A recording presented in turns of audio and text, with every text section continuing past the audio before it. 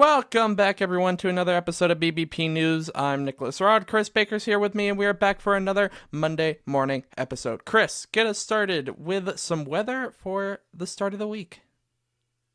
In Los Angeles, California, it is cloudy 57. In Houston, Texas, it is mostly sunny 72. And in Chicago, Illinois, it is sunny 48. And in New York City, it is sunny 53. A lot of sun, a lot of sun.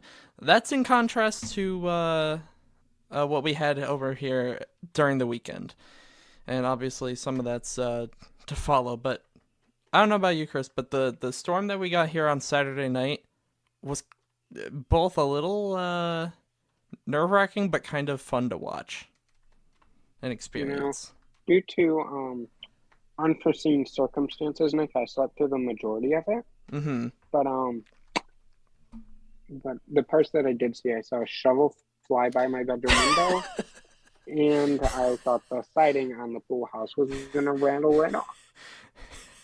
Now, you told me about the flying shovel off air, and it was funny the first time, and it's still funny now. I can only imagine seeing a shovel just fly past your window. That sounds a mixture of terrifying and just kind of like pure shocking at the same time. To be completely honest with you, Nick, when I saw a shovel fly by my window, I thought, I'm done. It's time to go to bed. Hopefully, I don't wake up to a total destruction in the morning. Well, and you were a little under the weather at that point too, so that at that point it's just true confirmation. Because when you're sick, Time to go to bed. You usually want to sleep at that point anyway. When you see a shovel flying, that's just the end. That's when you just call it a night. It could be 2 p.m, but if a shovel's flying past my window, I'm calling it a day. Nope, I'm done. I don't know if you're seeing things, or like, do I need to call the doctor? But honestly, that whole thing was the most eventful part of my weekend. And I already had, and I think we brought this up on the podcast when it happened, but a few weeks back, sometime in November, I had part of my window come right out and smash on the ground below because of a windstorm we got back at that point. And I was sitting here, and it was about 9 o'clock when it first kicked up. I thought for sure I was about to have round 2, because the other pane of glass in the same window is not exactly the strongest either. And I'm just sitting here going, it's not going to happen again, or maybe it will. Maybe it will. Maybe we're having round 2. Luckily, it didn't. Everything was fine. And that was just a relief.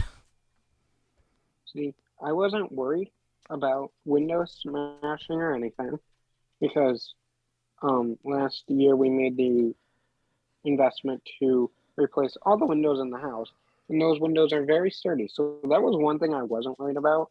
So I guess that's the reason why I just went to bed and let the shovel lay there. Yeah, I mean, I don't blame you at that point. If there's a shovel flying past my bedroom window, there's no chance I'm stepping outside. It can stay there. It doesn't need to go anywhere else for now. And if I had,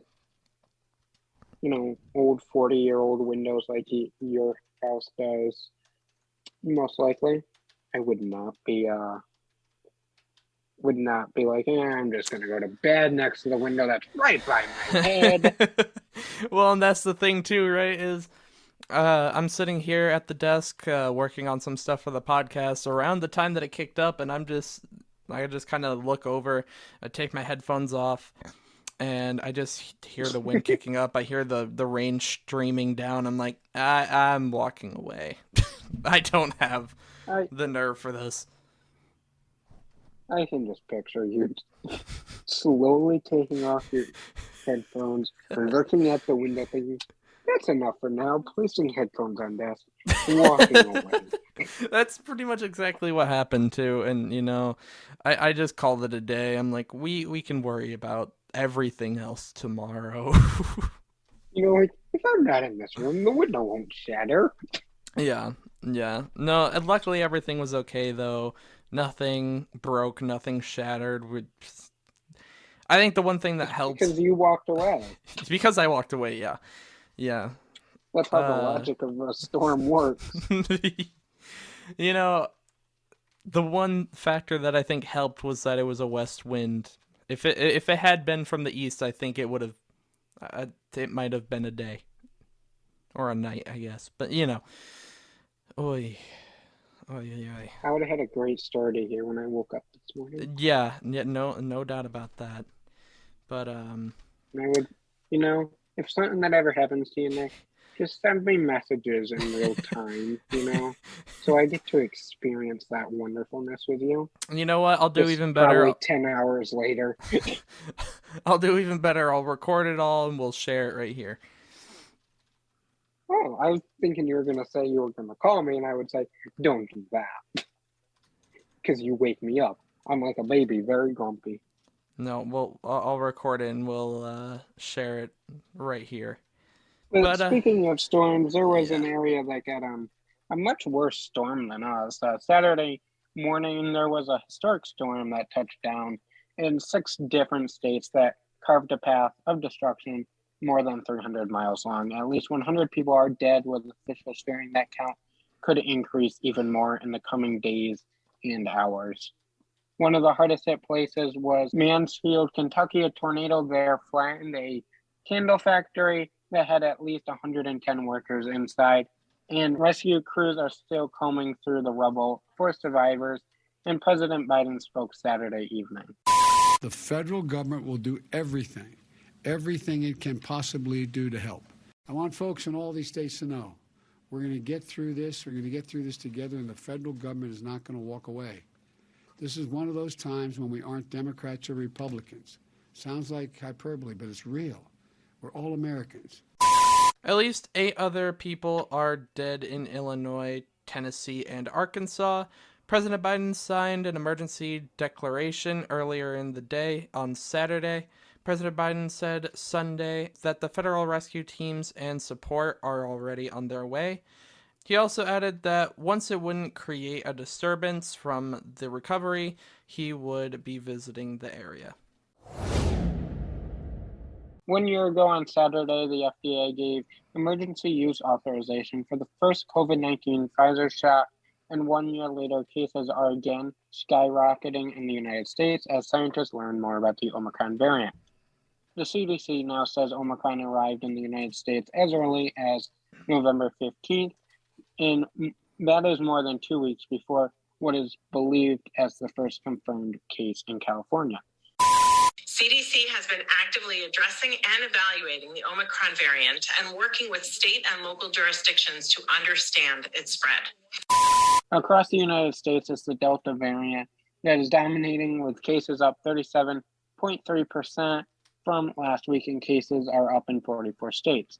While Delta surges, health officials are identifying more cases of the Omicron variant. At least 75 cases have been confirmed in 25 different states. In 43 states analyzed by the CDC, nearly 80% are fully vaccinated.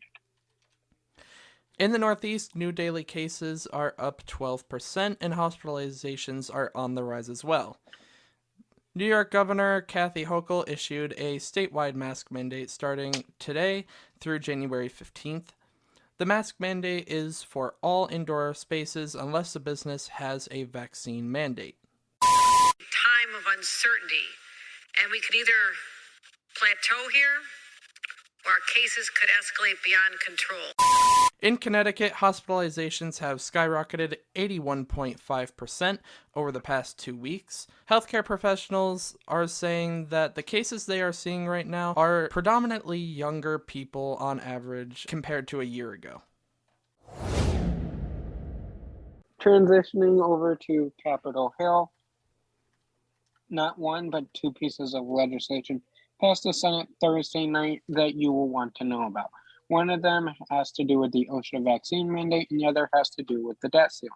Starting with the debt ceiling, the Senate has now cleared the way to avoid a federal government debt default with the help of 14 Republicans. As we told you about Friday, earlier in the week, Senate Democrats and Republican leadership made a difficult deal to allow one party to raise the debt ceiling just once. In the Senate, for it to pass and raise the debt ceiling, it would need 51 votes instead of the traditional 60. In order to do that, they needed to pass a separate bill that said that would be okay to do so. The separate bill that is allowing the procedural maneuver to happen has already passed the House and passed the Senate as well, with a vote of 64 to 36, 14 Republicans voting yes, including Senators Brasso, Blunt, Burr, Capito, Collins, Curran, Emmis, Senate Minority Leader Mitch McConnell, Murkowski, Portman, Romney, Thune, Tillys, and Wicker. All that is left is for the House and the Senate to both pass a bill to raise the debt ceiling by a certain dollar amount. The bill allows this to happen as late as January 15th, but the Treasury Department said we could hit our debt ceiling by Wednesday, December 15th. It is likely that the dollar amount and all the votes will most likely go down this week. The other move in the Senate involved the president's OSHA vaccine or testing mandate. The Senate on Thursday night passed a piece of legislation that would block the mandate from taking effect on January 4th. The OSHA mandate is the one that would require all businesses with more than 100 employees to either get tested weekly or be fully vaccinated. The Senate voted 52 to 48 to pass that bill, with 2 Democrats, those being Senators Joe Manchin of West Virginia and John Tester of Montana, joining the Republicans and voting yes on blocking the mandate. Normally, legislation in the Senate requires 60 votes to pass, but because of a Senate procedure that allows the full Senate to review and or revoke federal agency regulations, this particular bill only required a simple majority. Of course, this bill still needs to go to the House, where there is no plan to take it up for a vote, and if they do vote on it, the bill most likely will fail. Even on the off chance that it does pass, Press Secretary Jen Psaki said the president would veto the bill. Keep in mind, the OSHA and testing court cases are still working their way through the Sixth Circuit Court of Appeals, and as of right now, it is paused nationwide. The Supreme Court ruled Friday on the controversial Texas abortion law, and the ruling is what experts would call a mixed bag. There is 2 main parts for this ruling. The first part of the ruling says abortion advocates in Texas can now move forward with their legal attempts to put a stop to Texas's law known as SB 8. The other part of the ruling says while those advocates continue to fight in court, the Texas law can continue. SB 8 is the law that took effect in Texas in September of this year and essentially bans all abortions after 6 weeks. It is important for you to understand, though the justices were not deciding whether the law is constitutional or not for a state government, in essence, bans abortions. They were actually looking at whether the novel enforcement mechanism written into this law was legal. The enforcement mechanism was decided to avoid federal judicial review by taking the enforcement away from the state government and instead allowing private citizens to police and civilly sue over it. Now, Justice Gorsuch wrote the majority opinion in that ruling. He said abortion advocates can sue over SB 8, but he said state judges, clerks, and attorney generals were not the right people to sue. Instead, he said the proper defendants to sue would be the executive licensing officials who have regulatory authority over abortion providers. Then part of this ruling allows the Texas law to remain in action while advocates take these cases back to court. We expect abortion advocates to take their lawsuits right back to the federal district court in Texas and sue those specific people. These cases will likely follow the same exact path as they just did to get to the Supreme Court. As for when and how fast this should all go down, Chief Justice John Roberts wrote that the lower federal courts should take up and resolve these cases brought by the abortion advocates without delay because of the chilling nature of this state law. It is also important to keep in mind the justices also heard a very big Mississippi abortion case just 10 days ago from Friday, and in that case, the justices are in fact looking at the substance of the law and deciding whether or not that state's law that blocks abortions is unconstitutional, which would be a direct challenge to the decades-old abortion rights granted under Roe v. Wade. That ruling is expected to come down in June. The unemployment rates are at their lowest level rates they have ever been since 1969. This is according to the jobs report that was released last week from the Labor Department. That report says last week 184,000 Americans filed new unemployment claims, which experts say this is more evidence that the U.S. job market is recovering big time. For some perspective on the matter, we need to go all the way back to April 2020. At the time, the Labor Department numbers from late March of 2020, that report found more than 6.6 million filed first-time unemployment benefits. You can see the dramatic shift from 6.6 million to now 184,000 in the time span of just a year and a half. There are lots of caveats to this month's numbers. Experts say seasonal vulnerability may have something to do with it, but that basically means a typical job fluctuation that happens around the holidays. As for with every jobs report, these numbers reflect new jobless claims. They do not account for people who are chronically unemployed.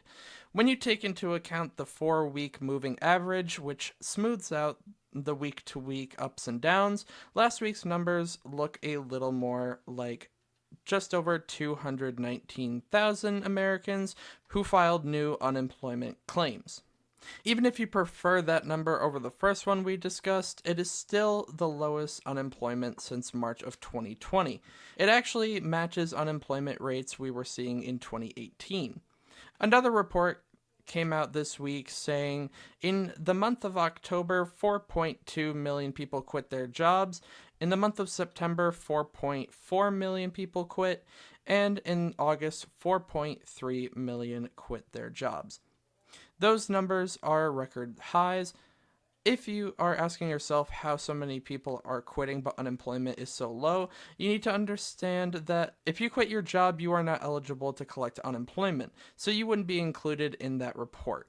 And also, most of the 4.2 million workers that quit in October were either moving into a new job or simply leaving the workforce altogether. Friday, the Consumer Price Index report came out, and the bottom line is, for most working Americans with inflation this high, if you aren't getting a raise of almost 7% this year, you are losing money. The inflation in this country is a result of surging demand from Americans with money to spend, with the combination of lingering supply chain issues, ships stuck at ports, and shortage of truck drivers. That has led to the worst inflation in nearly 4 decades, with an inflation rate of 6.8%. The inflation rate has been pretty closely kept in check since the last major surge in 1980. But now the impact to the wallet is especially announced in basic needs. Energy prices are up 33% in the last year, and almost soaring food prices. Beef roast is up 26%, and chicken and seafood up nearly 11%. Friday, the president begged for patience, calling it, quote, a real bump in the road, and I think you'll be seeing a change sooner, quicker, and more rapidly than most people think, end quote. But that might not be fast enough for those traveling over the holidays, seeing major sticker shock.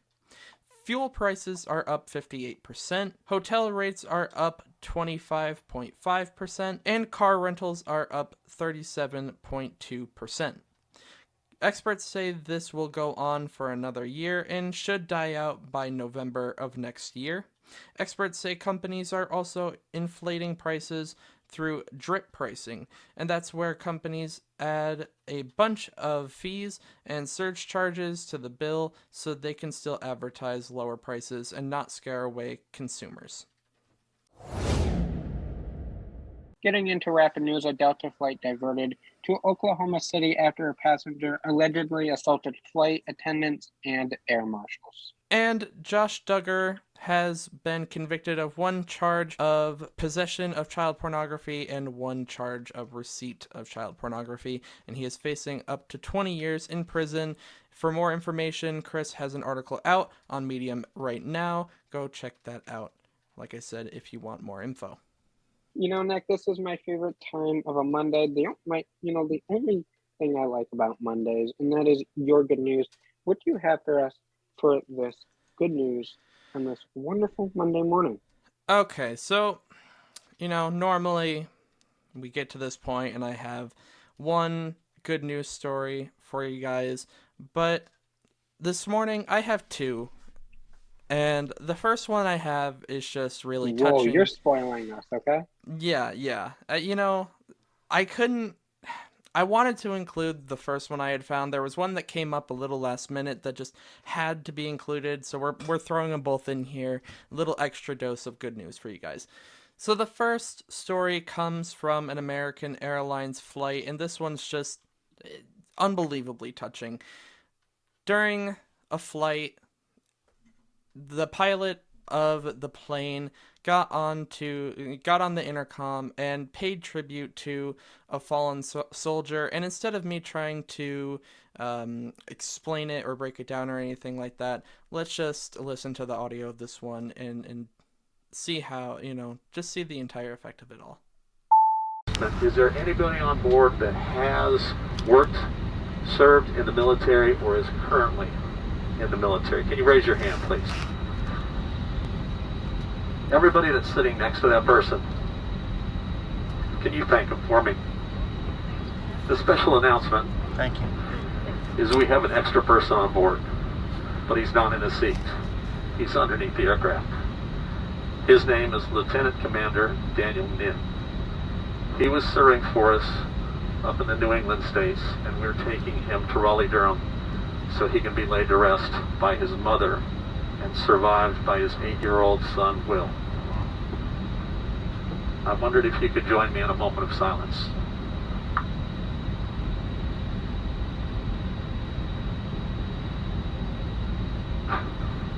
Thank you very much. He's being escorted by Lieutenant Commander Susan Toby. She's right here.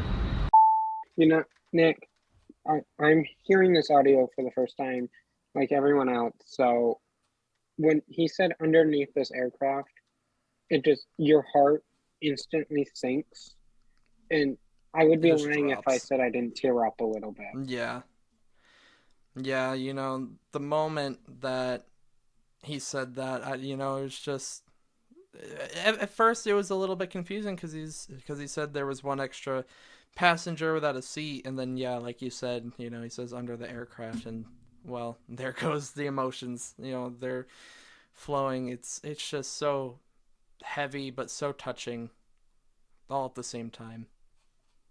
Yeah, it really is. And for the pilot to do that, it's even more touching because no one could have been the wiser of it, but he made the point to have a moment of silence, make it known, and kind of go American Airlines, pilot. I mean, that's just awesome. What was huge for me, too, is that not only did he, pay that tribute to the fallen soldier, but he, as you heard, he asked everyone on the plane to just thank any other military service members who were on the flight at that time, which just such a touching, such a beautiful little extra aspect of it all. The whole thing was just absolutely, I have no words. I want to put the right word to it, the right way to explain it. There is none. Yeah, there really isn't the right thing to say. Honestly, you playing what he said made it 10 times better than you explaining what he said. There's no just way because it's like that emotion is there. There's no way to effectively break that down. There are no words to really do that whole thing justice. So I'm glad we were able to share that clip here. And you said you have a second good news story. I this do, month. and for this story, this is more just a really cool coincidence type story, and I figured I'd throw it in here just as a way to get us on the upbeat for the rest of the day, head out of this episode with a smile on our face and a bit of a laugh. So, it can be so easy to dial the wrong number. We've had good news stories here on the show not too long ago about someone dialing a wrong number and becoming friends with someone across the country. Well, putting in the wrong number led to a very unexpected surprise for a group of high school students. These freshmen were trying to make a group chat for their team, and one of them accidentally put in the number of one of his friends wrong. And the number that he ended up putting in was of a Tampa Bay Buccaneers player. The number he put in was Buccaneers cornerback Sean Murphy Bunting.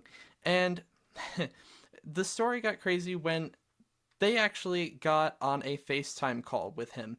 And because at first he was texting back, he was responding saying, that he was, not the person they meant to add and that he was a player for the Buccaneers. And they didn't believe him. So he said, okay, let's get on FaceTime. And they did. And these boys got to meet a bunch of the Buccaneers players, including Tom Brady.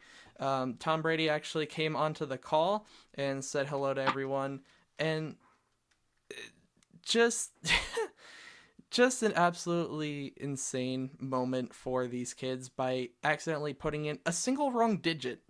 It's not like the entire number was messed up, one digit, and they managed to get in contact with a professional athlete.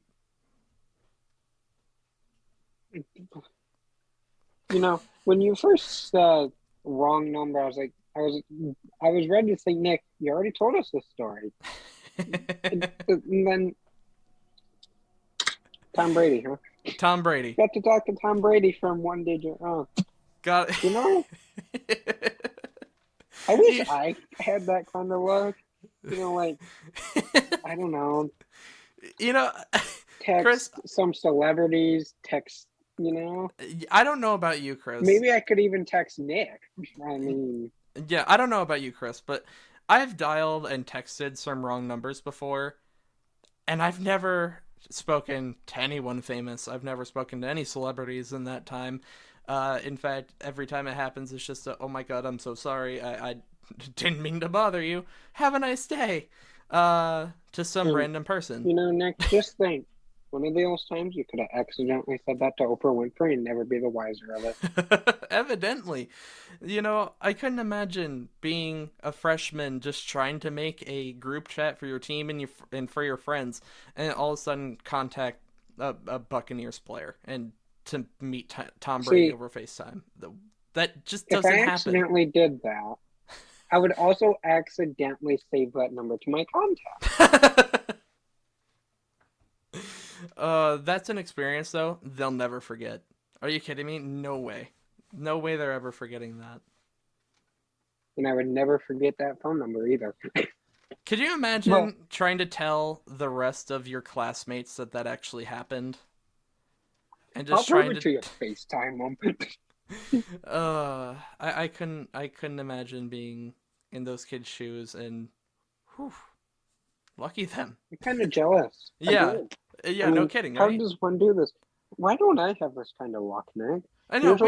Or people will accidentally call me with the wrong number because my numbers very easily get wrong, and usually it's old grandmas looking for their son. Which, as sad as that might be, I am not their son, and they're not celebrities to my knowledge. No, and we've had 2 amazing wrong number stories on here in the matter of a couple weeks, and I just don't know how it keeps happening. How do these people get this lucky? Whether to make a 20-year, a 20-year friendship or you meet a professional football team. I don't get it. Neither do I. I probably never will get it. But 2 awesome good news stories, Nick. I mean, They're both really great, good news stories. You really got us prepared for this wonderful Monday morning. Like I said, that is the best part of my Monday mornings is the good news that you deliver us. That is the end of this Monday morning episode. Make sure you come back Wednesday morning for the second episode of Idiots in the News. But until then, make sure you follow us on BBP News' Twitter account for the latest 24-hour breaking news so you are always in the know, and check out our personal accounts to see what we are up to. But until Wednesday morning, have a great start to your week, everybody. Bye, guys.